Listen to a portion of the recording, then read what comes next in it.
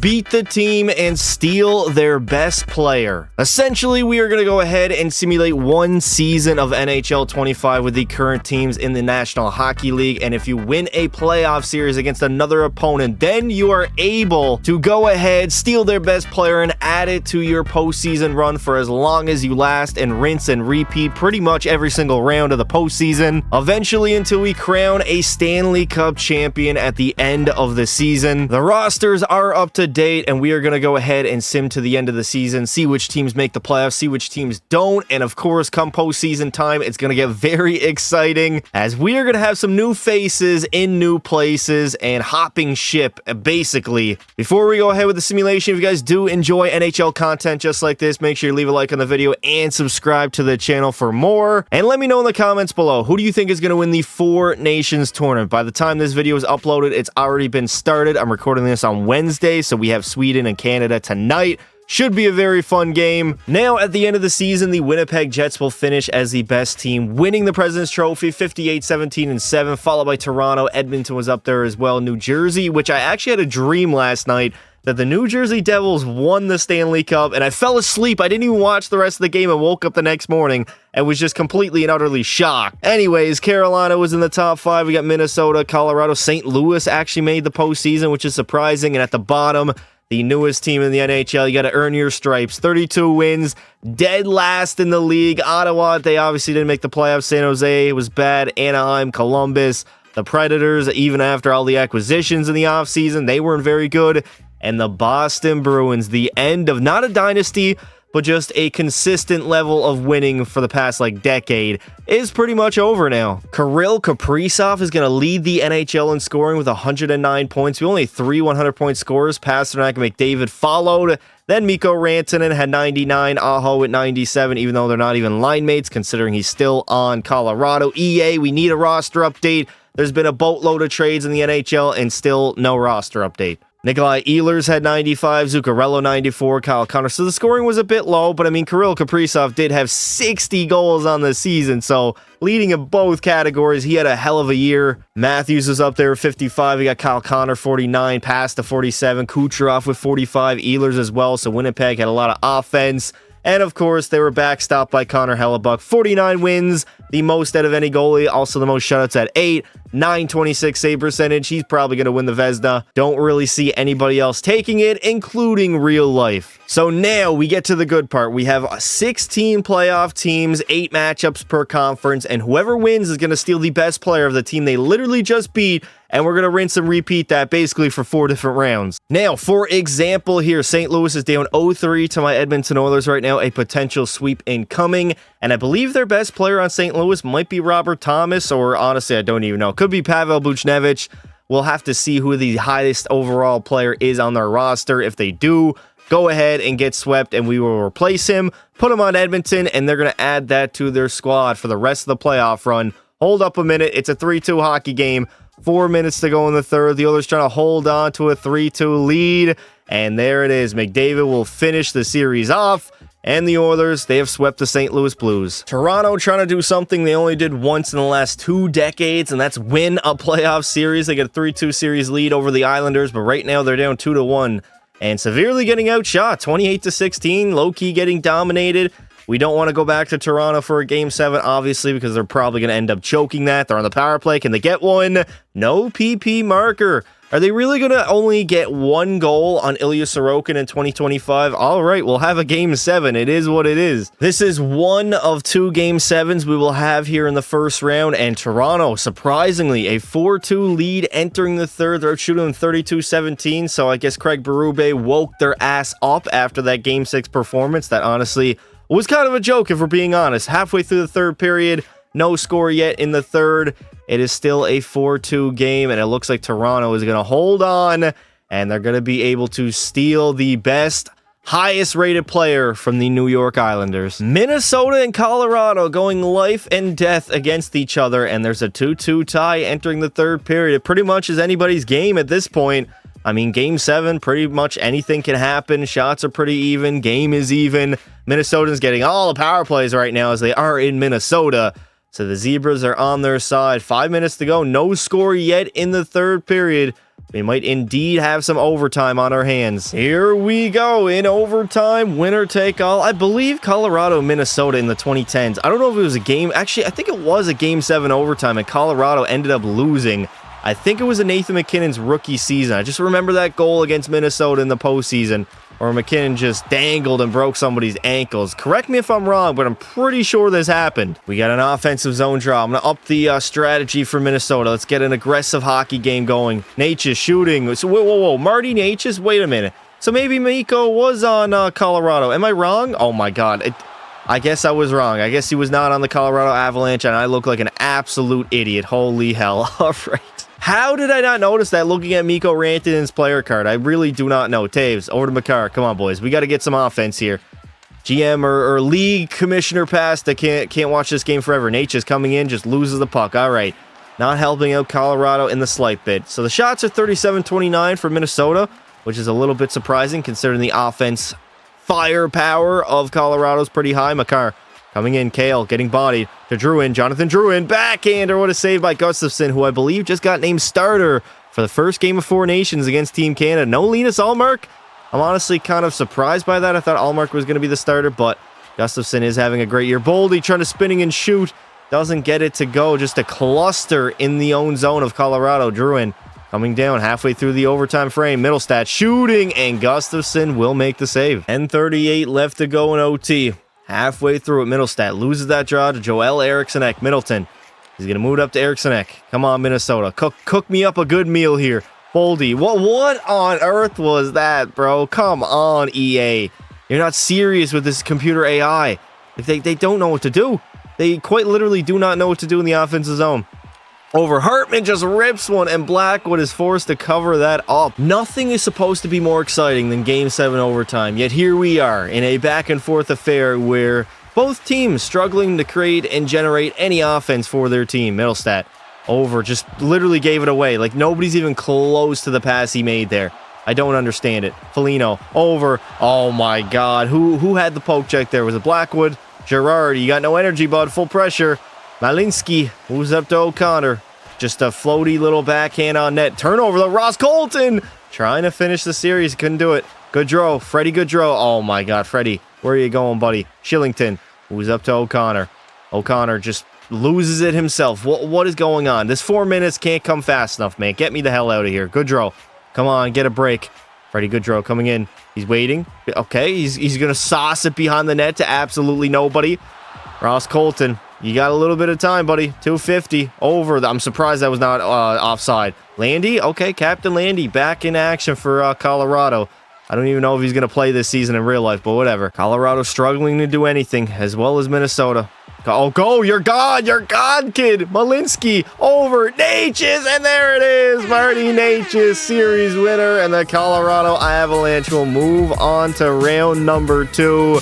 But more importantly, they are now going to add a 94, I believe, Kirill Kaprizov to their roster. Now, here is our second round matchups. First, let me go ahead and add every single best player from the teams defeated to the team that obviously beat them. The first one up on the list is a 95 Kaprizov to Colorado. That one is definitely going to sting Minnesota. I know how you guys, actually, I don't know how you guys are feeling, but anyways, I'm going to trade Miles Wood, and there it is. Colorado just got infinitely times better. Winnipeg beating Dallas is going to add a 91 overall defenseman in Miro Heiskanen. Oh my God, I'm going to have to make a trade for every single player. Dear God. We'll give up Sandberg for Miro Heiskanen, add it to the Winnipeg Jets, who are already great defensively with Hellebuck in net, and now they got a 91 Heiskanen alongside a 91 Josh Morrissey. The LA Kings did go ahead and sweep Calgary, so Rasmus Anderson, the highest rated player on that team, is now a LA King. Robert Thomas at an 89 overall is the highest rated player on St. Louis, so he's going to be joining my Edmonton Oilers, and I'm going to give up, we could just give up Derek Ryan, who's not even on the Oilers anymore. So there it is, 2-way forward, 89 overall, not bad at all. Unfortunately for Carolina, the player they literally just added in Mikko Rantanen now is headed to the New York Rangers, 94 overall alongside Artemi Panarin. That is a lethal duo of wingers. Not even gonna lie, this might be one of the best additions possible for the Washington Capitals. They beat New Jersey, now they add Jack Hughes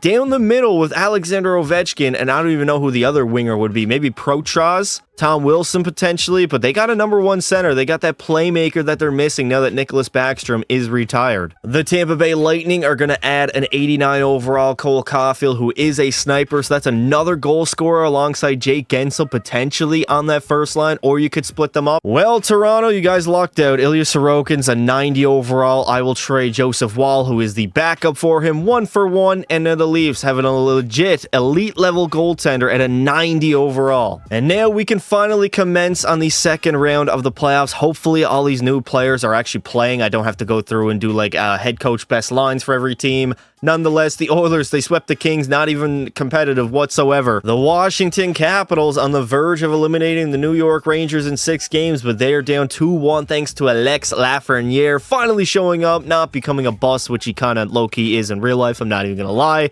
It's been, what, 5 years at this point, and Laffy isn't even like a decent player in the NHL. Like, the dude had a breakout year last year, did good in the postseason. He's come back this year, albeit the Rangers kind of trash. They will force a Game 7 against Washington in Madison Square Garden. The lone Game 7 of round number 2, Washington and New York. A 1-1 tie entering the third period. Did I just see TJ Oshie score for the Capitals? Has this man, correct me if I'm wrong, he scored 2, another goal, second of the night, giving the Caps the lead. Is this man not retired in real life? I feel like he couldn't even walk because of his bad back. Nonetheless, the Rangers, they tie the game up. We got ourselves a game. Potentially overtime incoming. Commissioner Pasta could have to intervene yet again. Game 7 overtime. Winner goes on to the conference finals. Now, I think, okay, correct me if I'm wrong. Again, I'm going there again. I don't even care. The 2010s, I have a vivid memory of that. Washington did play against the Rangers, I believe, in a Game 7. I think it was in the second round as well. And they lost in overtime right off the face-off draw on Braden Holtby. I vividly remember that goal. Oh my God, what a save by Logan Thompson. But we're in a whole different era now. 2025, Ovechkin's like 15, 16 goals away from Gretzky's record. It's a weird time. I know the Rangers and Capitals played last year, but this is a totally different Caps team that the Rangers are all over right now, but Thompson will cover the puck up. What a turnaround for Washington, man. They were one of the worst teams for the future last season. Heading into this year, they did a complete retool in the offseason, and they did great drafting. They got Lane Hudson, I believe, and what's his name, Ryan Leonard. Both played on Team USA, winning the World Juniors. They got a bright future. Oh my God, Chris Kreider turning the Jets, bud. Kreider coming in, doesn't get anything to go. Ovi playing D. What is this? Over to McMichael. Connor McMichael moves it over to Jack Hughes. Over to Farabee. Farabee waiting. There's a guy open. Okay, never mind. It was a D-man. He's not going to go into the rush. Shots are 32-30 for the Capitals. I believe they did have a lead in this game thanks to TJ Oshie, who's on the ice right now. Bro is retired in real life, but still decided to suit it up for the Caps. Ryan Strome coming down the wing. Dumps it in deep. Okay. 10 minutes to go in overtime. Mangiapane out in front. Oh my God, he couldn't bury it. Dylan Strome could not bury it on Igor Shesterkin. He, bro, had a wide open net and hit the outside of the post. Unbelievable. DJ Zibanejad just dumps it in deep. All right. Sloppy hockey by the Capitals right now out in front. Mangiapane moves up. Go Strome. You're gone. Dylan Strome 2-on-0 with TJ Oshie. Strome gonna take it over Oshie. Oh my God. TJ Oshie damn near had a hat trick. What was that whistle for? What happened? Penalty? Well, what happened on the play? Both teams trying to advance to the conference finals. The Rangers, that'll be the third time in 4 seasons getting there. And still no Stanley Cup. Is that Tarasenko? No, it's Smith. Over to Cully. Shooting. No shot on net. All right, Tom Wilson getting board played in the corner. 7 minutes remain in this hockey game in overtime. Sonny Milano, come on. Let's see a game winner here. Somebody bury it for the love of God. Over. One-timer. Rasmus Sandin couldn't get anything on it, though. He hit shin pads. Van Riemsdyk, nice save by Igor, and it's deflected out of play. 5:31 left to go in overtime. Shots 34-30. Pretty close. Loses that draw. Jones turns it over, though. Is that Alexei Prochas? The guy number 21, I'm pretty sure. I got to get familiar with Washington's roster. I haven't watched a lot of Caps games this year. Tom Wilson coming down the wing. Wilson waiting. Pokes off his stick. And Alex Lafreniere getting bodied, though. Keandre, oh my God. Oh no, that's JT Miller, right. There's 2 Millers on New York now. I completely, utterly forgot. All right, the JT Miller trade, the infamous JT Miller trade. Tom Wilson on the backhand, and Igor will make the nice save. I really do want to see an overtime winner, but with Pierre-Luc Dubois taking the draw, Ovi not out there on the ice with full pressure, it looks pretty unlikely. John Carlson shooting from the point. There's a rebound, but no Capitals player can get on it. Breadman coming in the wing with a minute 30 left to go. Laffy getting bodied. Oh my God, turn it over. Oh my God, Artemi Panarin's been in the weight room in the offseason. Bro just full-on shoved Pierre-Luc Dubois to the ground, like immediately. We got less than a minute to go. Dubois, the boys. Oh my God, that damn near went in. That would have been the greatest overtime Game 7 winning goal of all time. Pierre-Luc Dubois on the verge of history. Jones coming in. Jones waiting. Trying to take a shot. Not going to get on net. Thompson's going to play it, but not to his own team. What is going on there? Less than 30 to go. Carrick. Sam Carrick coming in, just getting bodied. Oh my God. Can somebody score, please? Jack Hughes, he is out there for the Caps. Over to Connor McMichael. Nice save by Igor, man. What a lightning save by Shesterkin. He has been on his game in overtime. Doesn't look like we're going to get an OT winner here. Just Keandre Miller playing it back. They got Matt Rempe out there with 10 seconds to go. Are we serious right now? New York, what are we doing?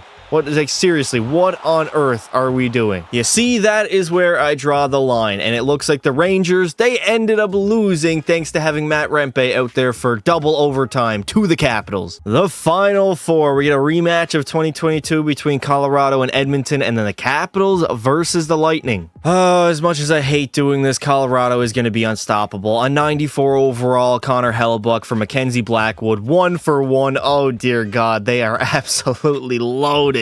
Honestly, Anze Kopitar is not a bad ad for the Edmonton Oilers. He can play in the second line, and then we can stack the first line with Leon and Connor, and then have a great two-way forward, a Selke finalist and winner on our second line center, put Nuge at the third line center, and we just probably have the best center depth in the entire league right now. The Capitals are going to be able to add a 94 Artemi Panarin alongside Jack Hughes and Ovi on that first line. Playmaker, sniper. That is going to work. And the Tampa Bay Lightning just got a whole lot better. Austin Matthews, 95 overall center sniper alongside Nikita Kucherov on that first line on Tampa Bay as well, as they did defeat Toronto in round number 2 of the postseason. Both of these matchups, honestly, are pretty good. Colorado versus Edmonton, that's an exciting matchup. And then Washington versus Tampa Bay, something I didn't expect, but honestly, I'm here for it. Although the Lightning right now are getting dominated 3-1 by Washington. The Caps might go on and win it all. First period, 1-1 tie. Second period,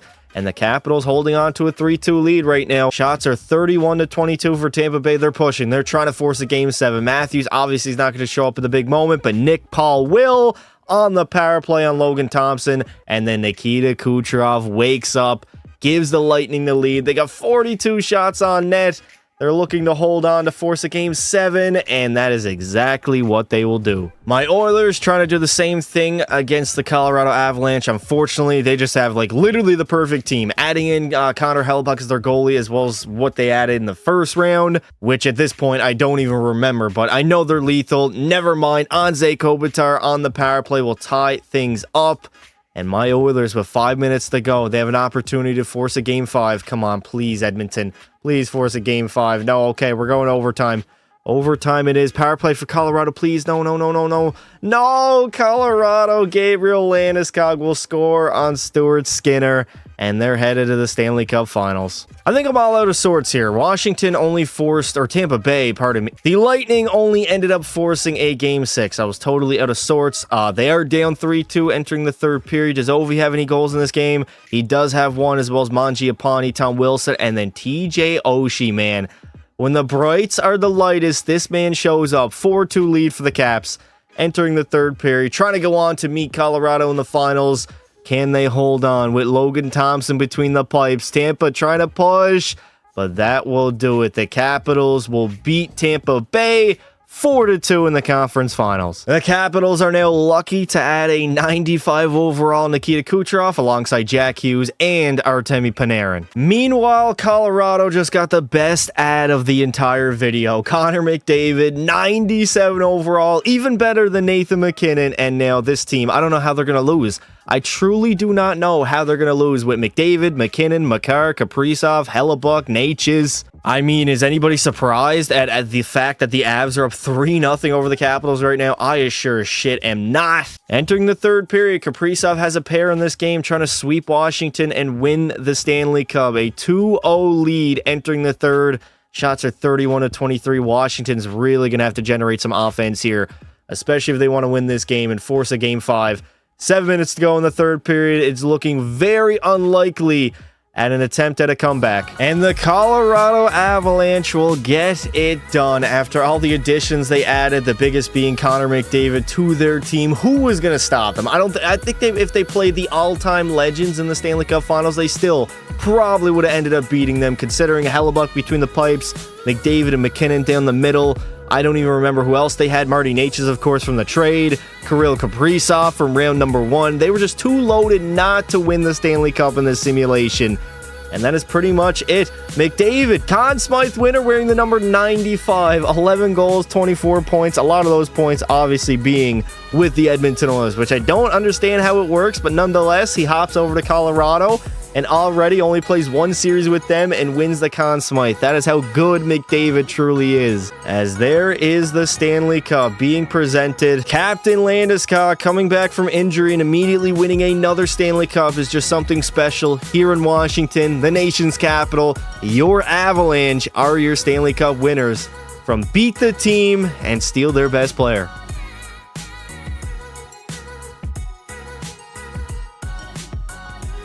Alexander Ovechkin had an absolute carry job for the Capitals. 10 goals, 25 points in only 23 games. McDavid had 24 and 17. He was the Conn Smythe winner. Jack Hughes had 24. Kaprizov with 22. Kucherov 22. Matthews was honestly pretty decent, which you really cannot say usually in the postseason. Kirill Kaprizov will take home pretty much all the major individual awards. The Norris will go to Josh Morrissey from Winnipeg. Conn Smythe to McDavid. Hellebuck the Vezina, and the Selke to Anze Kopitar of the Edmonton Oilers. Well, that is another video where Colorado goes on and dominates. Obviously, with all the additions they had, it was going to be pretty much near impossible to beat them in the Stanley Cup Finals, although I did think Washington had some sort of a shot at the Cup Finals. Anyways, if you guys enjoyed the video, make sure you leave some support on it. Until next time, don't be silly.